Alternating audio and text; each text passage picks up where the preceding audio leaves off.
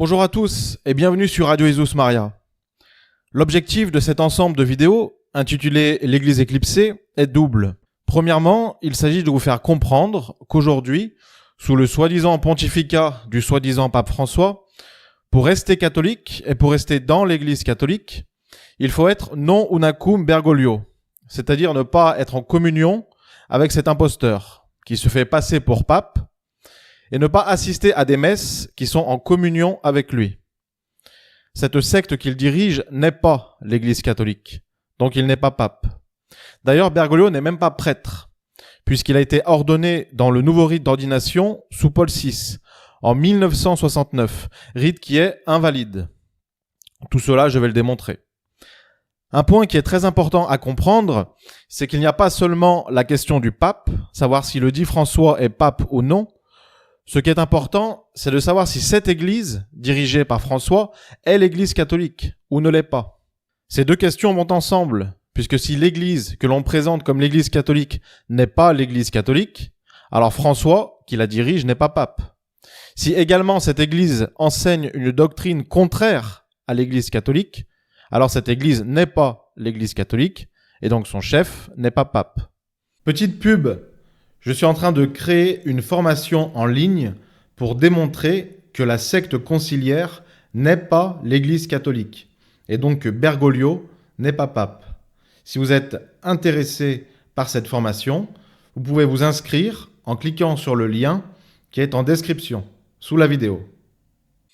L'acte de foi nous enseigne à croire que Dieu ne peut ni se tromper ni nous tromper et que l'Église catholique, fondée et assistée par lui, ne peut ni se tromper, ni nous tromper.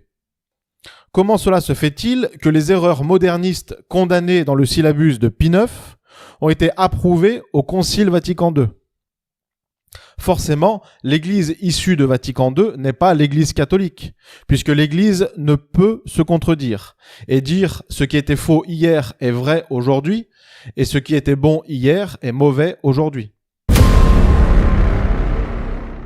De plus, de par son infaillibilité pontificale, qui est un dogme de foi, c'est-à-dire un point de doctrine que nous devons croire et appliquer dans nos raisonnements, le pape ne peut pas enseigner d'hérésie. Un pape ne peut pas être hérétique. Il n'y a jamais eu de pape hérétique et il n'y en aura jamais. Or, Vatican II est bourré d'hérésies et les faux papes ont adhéré et propagé ces hérésies. Il est tout à fait normal qu'un pape ne puisse pas être hérétique, puisqu'un hérétique, par définition, n'est pas ou n'est plus catholique. Et un non-catholique ne peut pas être pape. La bulle Cum ex apostolatus du pape Paul IV, qui est valable à perpétuité, enseigne qu'un pape ne peut pas enseigner publiquement l'hérésie, donc ne peut pas poser sa signature sur un document conciliaire qui enseigne l'hérésie. Et si jamais il s'avère qu'avant ou après son élection, nous avons affaire à un hérétique, son élection est nulle ipso facto. Donc tous les actes de ces prétendus papes doivent être considérés comme nuls. Donc nous ne devons pas considérer Jean XXIII et Paul VI comme papes et devons faire comme si Vatican II n'avait pas eu lieu et continuer de croire et de faire ce qui a toujours été cru et fait. Le dernier pape étant Pie XII. Et pourquoi Vatican II est-il hérétique? Parce qu'il enseigne les erreurs modernistes condamnées auparavant par Pie IX dans son syllabus, Saint Pie X dans l'encyclique Pascendi Dominici Gregis et Pie XI dans Mortalium Animos.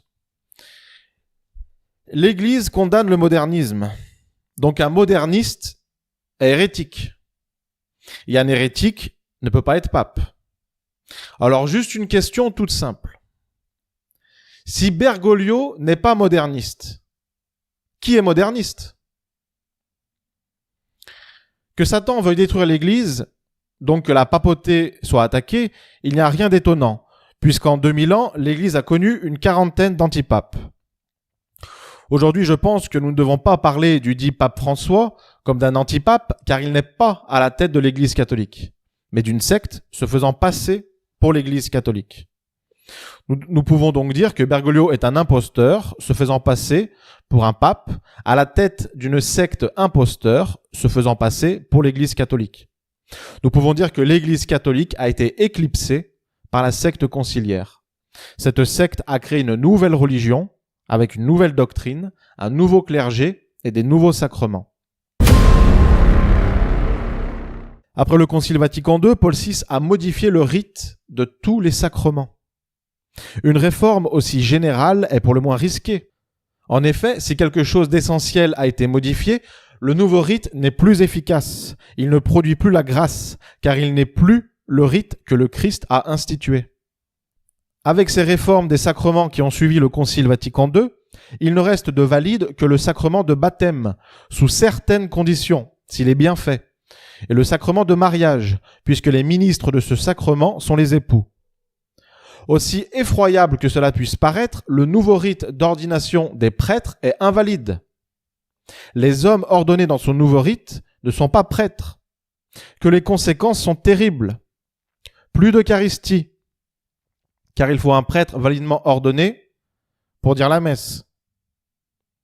Plus de sacrement de pénitence pour remettre les péchés. Plus de confirmation pour les baptiser, puisque les évêques sont des prêtres. Plus d'extrême onction pour aider les mourants. Par la destruction du seul sacrement de l'ordre, la secte conciliaire ne peut être l'Église du Christ. Elle n'est donc qu'une secte de plus parmi tant d'autres. Comment quelque chose d'aussi mauvais peut-il nous venir de l'Église catholique ? Plus de prêtres, plus d'évêques. Une doctrine qui n'est pas la doctrine catholique. Comment cette Église peut-elle être l'Église catholique ? Comprenons qui a créé ces nouveaux sacrements. Et pourquoi a-t-on modifié les sacrements institués par notre Seigneur Jésus-Christ, si ce n'est pour les rendre inefficaces, donc les détruire ? Qui a voulu détruire les sacrements de l'Église catholique ? Qui veut détruire l'Église catholique depuis 2000 ans ? Qui ? Après avoir tué le Christ, son fondateur. Qui ? Pour ceux qui pensent que cette question ne nous regarde pas, que nous ne sommes pas prêtres, que nous ne pouvons pas juger si Bergoglio est pape ou non, je leur réponds que premièrement, pour être sauvé, outre le fait d'être baptisé et d'être en état de grâce, il faut avoir gardé la foi intacte, donc connaître et garder la doctrine catholique, doctrine qui a été modifiée à Vatican II. Et que deuxièmement, pour être sauvé, il faut être soumis au pape. Donc tous ceux qui sont dans la fraternité Saint-Pédis, qui sont en communion avec le dit pape François, qui le considèrent comme pape, doivent lui obéir en tout, et donc ne pas s'opposer à lui, et ne pas s'opposer au Concile Vatican II fait par ses prédécesseurs, qu'ils considèrent comme pape aussi, sous peine de damnation éternelle.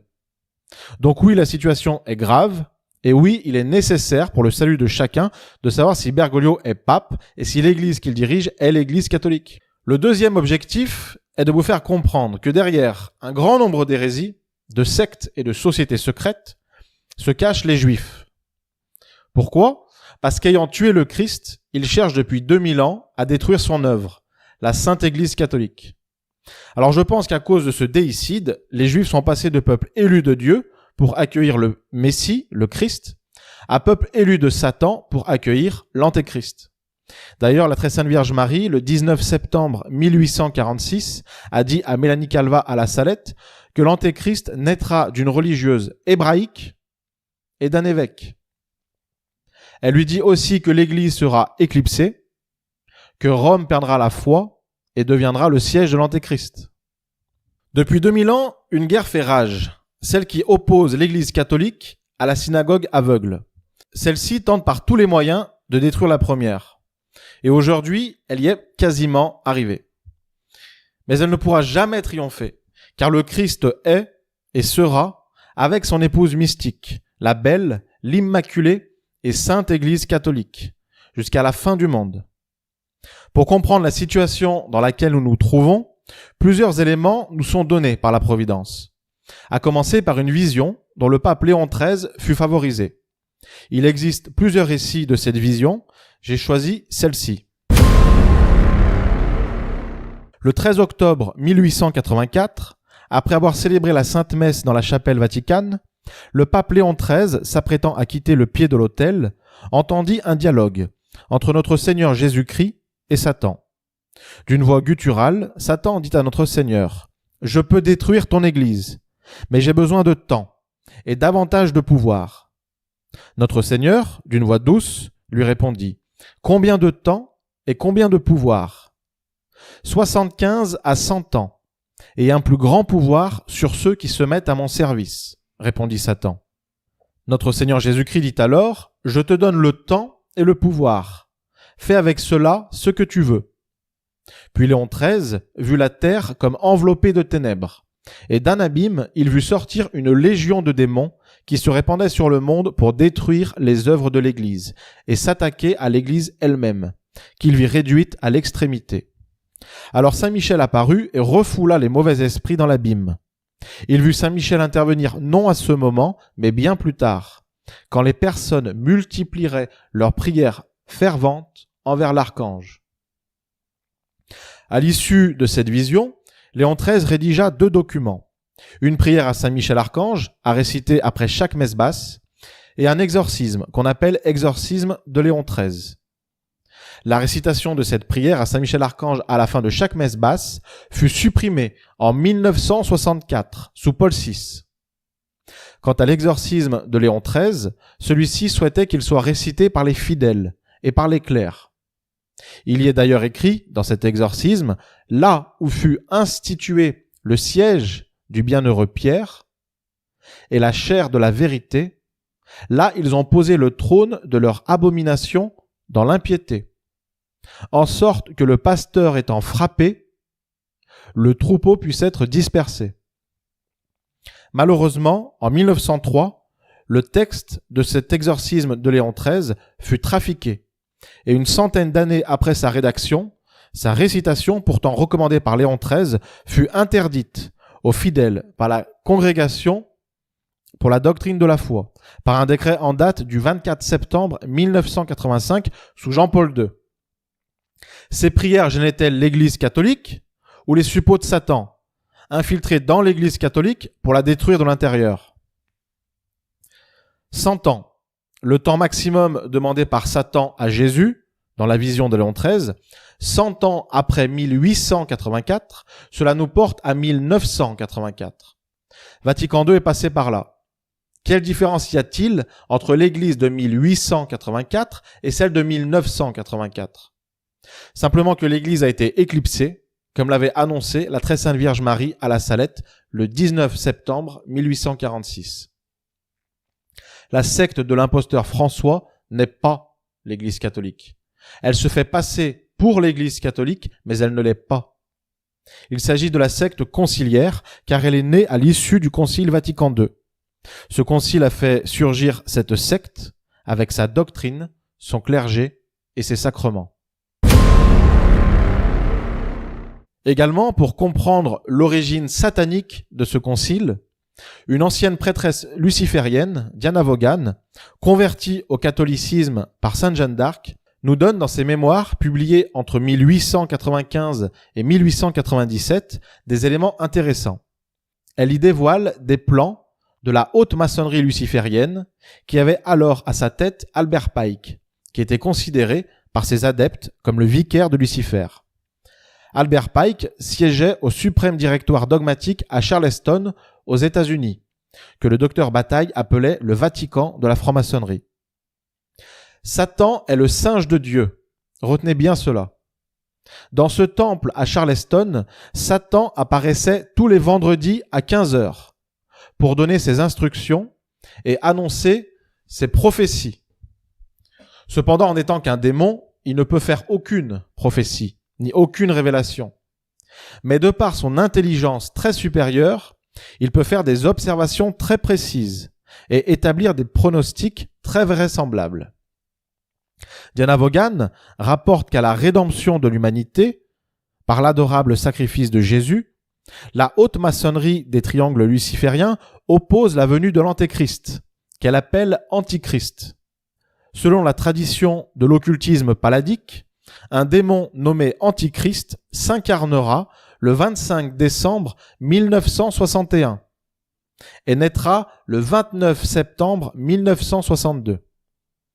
Or, on remarque que le 25 décembre 1961 correspond exactement à la date de convocation du Concile Vatican II par Jean XXIII, par la bulle de convocation Humanae Salutis. Quant au 29 septembre 1962, eh bien 13 jours plus tard, le 11 octobre 1962, fut le jour d'ouverture du Concile Vatican II par Jean XXIII. Mais pourquoi ce décalage de 13 jours ? Eh bien pour singer l'épiphanie. Tout comme il y eut 13 jours entre la nativité de notre Seigneur et sa manifestation au roi mage, que l'on appelle épiphanie, eh bien il y eut 13 jours entre la naissance de l'Antichrist, le 29 septembre 1962, et la manifestation de cet Antichrist, le 11 octobre 1962, jour d'ouverture de Vatican II. Nous pouvons donc en conclure que ce 11 octobre 1962 est une singerie de l'épiphanie et que cet Antichrist est la secte conciliaire. Jean XXIII prononça d'ailleurs ce jour-là son discours Gaudet Mater Ecclesia, dans lequel il compare la basilique Saint-Pierre à un second cénacle, ce qui traduit l'idée d'une nouvelle Pentecôte, expression popularisée et reprise à de nombreuses fois, et donc l'idée d'une nouvelle Église. Mais pourquoi je parle d'un antéchrist à notre époque ? Premièrement, car Diana Vaughan en parle, et nous venons de voir pourquoi. Et deuxièmement, car d'après l'interprétation de l'Apocalypse du vénérable Barthélemy Osholzer, nous pouvons en conclure que le 5e âge dans lequel nous sommes, qui débute avec le protestantisme de Luther et s'achèvera avec la venue du Saint Pontife et du Grand Monarque, ce 5e âge dans lequel nous sommes est une préfiguration du 7e âge, qui débutera avec l'arrivée de l'Antéchrist et se terminera à la fin du monde. Puisque le 5e âge est une préfiguration du 7e âge, et que dans le 7e âge il y a l'Antéchrist, il doit forcément y avoir une préfiguration de l'Antéchrist au 5e âge.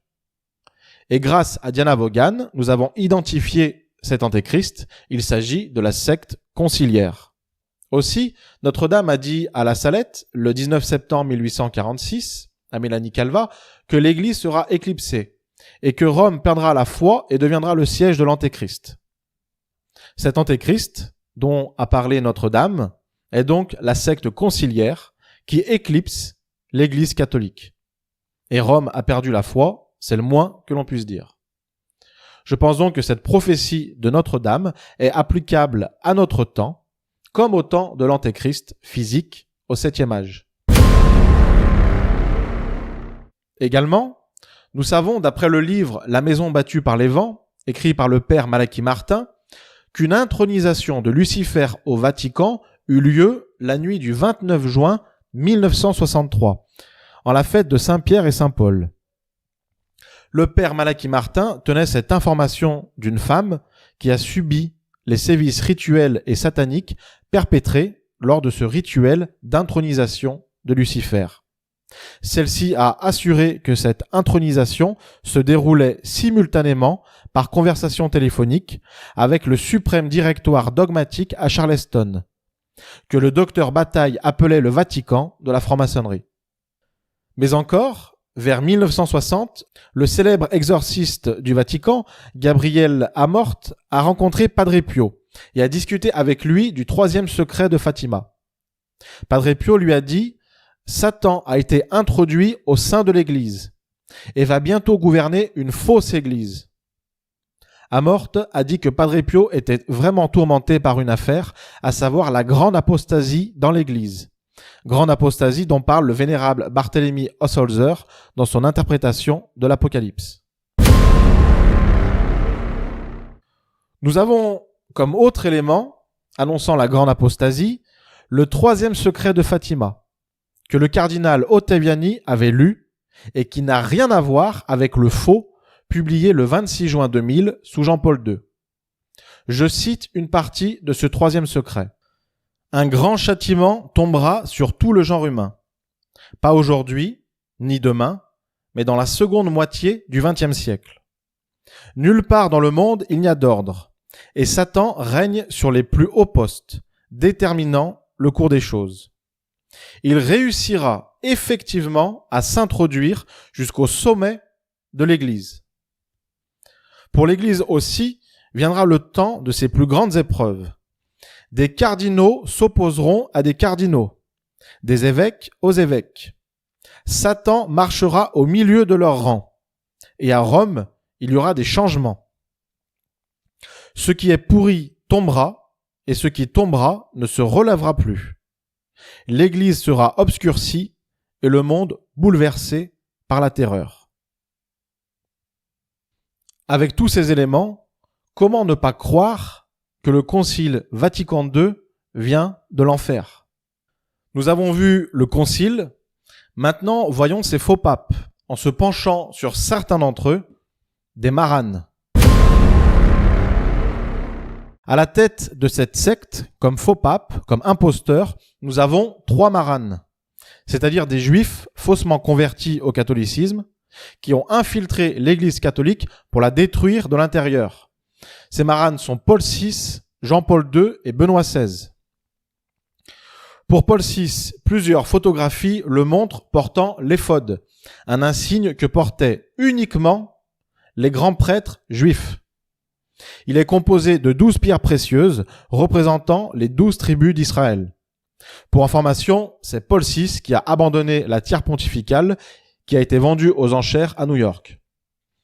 Montigny Paul VI était juif par ascendance familiale, sa famille reconnaissant comme son fondateur Bartholomé des Benedicti, d'origine hébraïque. Les juifs ont l'habitude de changer de nom de famille pour prendre un nom de famille du pays, commun au pays dans lequel ils vivent. J'ai tiré ces informations sur le site wordpress.catholicapedia.net. Donc Paul VI était juif. Ensuite, il y eut Karol Wojtyla, alias Jean-Paul II. Je cite le journal Chiesa Viva de septembre 2010.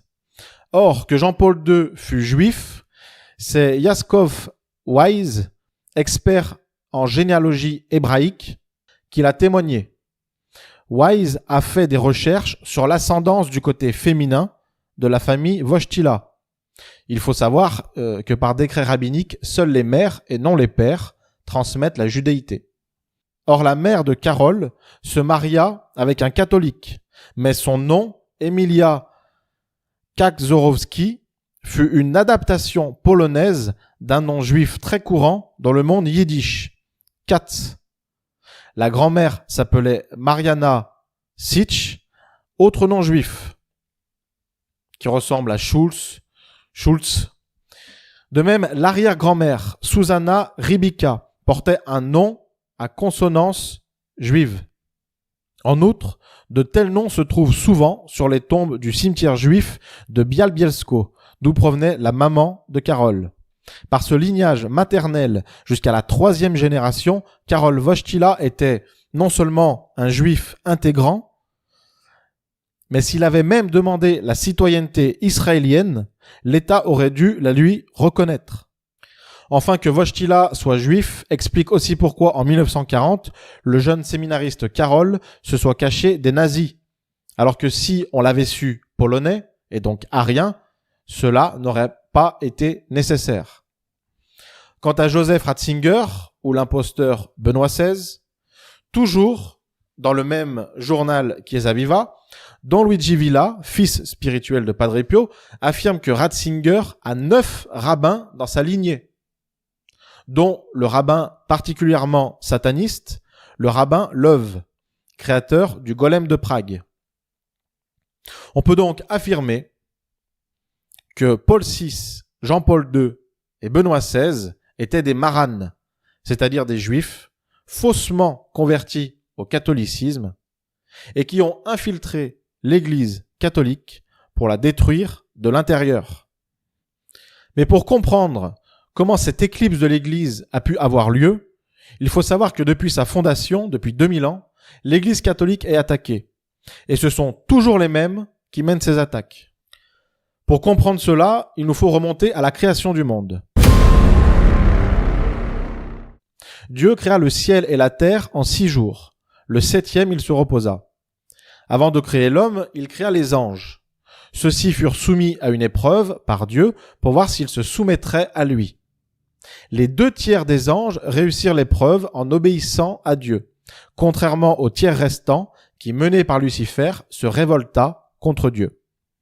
Il y eut une bataille dans le ciel et l'armée des bons anges, menée par Saint Michel, remporta la victoire. Lucifer, appelé depuis Satan, et les anges rebelles, appelés démons, furent expulsés du ciel et précipités en enfer. Leur but est la damnation de tous les hommes, en les faisant tomber en état de péché mortel par leurs suggestions et les tentations. Dieu créa l'homme dans un état parfait, le 6e jour. Il créa Adam et de la côte de celui-ci, il créa Ève. Satan, sous la forme d'un serpent, apparut à cette dernière et lui suggéra de manger du fruit de l'arbre de la connaissance du bien et du mal, dont Dieu en avait interdit la consommation. Ce faisant, ils seront comme Dieu, connaissant le bien et le mal. Ève succomba à cette tentation, mangea du fruit défendu et en offrit à Adam, qui en mangea aussi.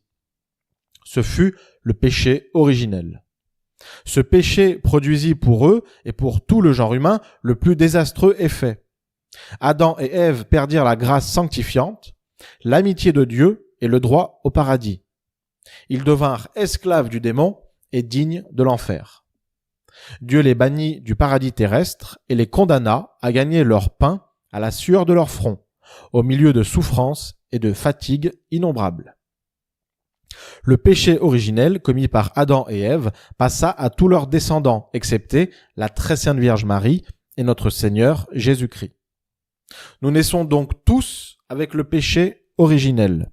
Ce péché souille notre âme dès le premier instant de notre existence, nous rend ennemis de Dieu, esclaves du démon, exclus pour toujours du paradis et sujets à la mort et à toutes les autres misères.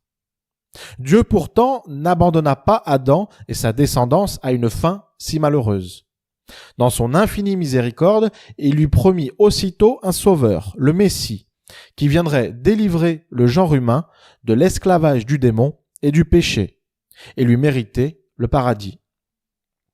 Dans la suite, Dieu répéta beaucoup d'autres fois cette promesse aux patriarches et au peuple hébreu par la bouche des prophètes. Le Messie vint, en la personne de Jésus-Christ, le Verbe éternel fait chair, Dieu fait homme, il y a 2000 ans.